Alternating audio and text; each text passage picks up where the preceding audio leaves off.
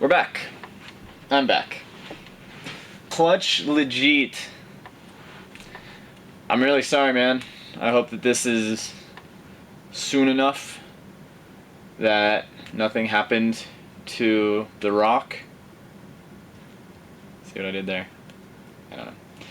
So why is it that if you look at a lot of different drift builds, when Tony Angelo was selling his missile car, if you go on Wrecked Mag, they'll list all the modifications that people made to their car, and it says modified knuckles.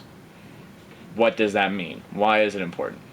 Those are the questions. This is a modified knuckle. Well, it's not a modified knuckle. It's a modified spindle knuckle. It's a knuckle. This side of it.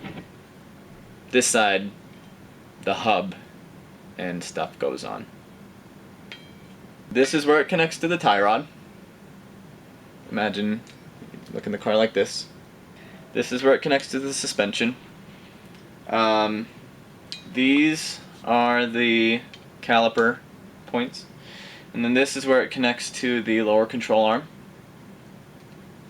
This is heavy. The reason that it has the tie rod connection like this is so that way you can go through and adjust where it connects to the tie rod end. So that way you can dial out any ackerman that you have, which is pretty much an issue for all Fox body Mustangs with stock steering geometry.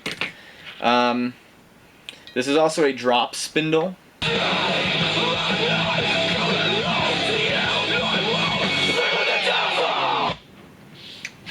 Very screamy. So what that means is where it connects to the suspension here, it is closer to the point of the hub, the center of the hub, and so it effectively drops your car and makes it so that any of the suspension shit down here still works. Modified knuckles will help with your steering, increase steering angle.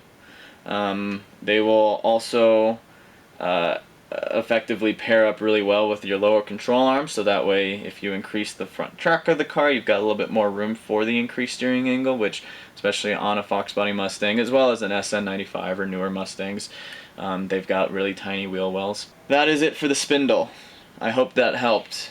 It probably didn't. I haven't made a video in a while. It's been about 9 months, and I realize that means if I was pregnant and I was knocked up the last time I uploaded a video, I'd have a baby right now. But I don't have that. But I have is a car that's almost done.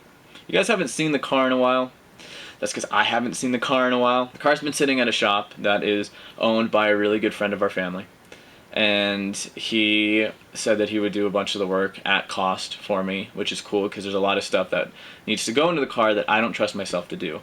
I don't like car electronics. I could barely wire up the fan for the new radiator, and even that I'm having him redo. But things like a battery relocation, stuff like that, high voltage stuff, which for an electrician it's not really high voltage, but it's enough that it could do some damage, and I don't trust myself messing with it. Some of the other things that they're going to be doing is going to be stuff that I'd really only trust the professionals to do. But once I get the car back, all that's left is styling, a little bit of fabrication work, and then it's done. It's ready to go. Shit happens.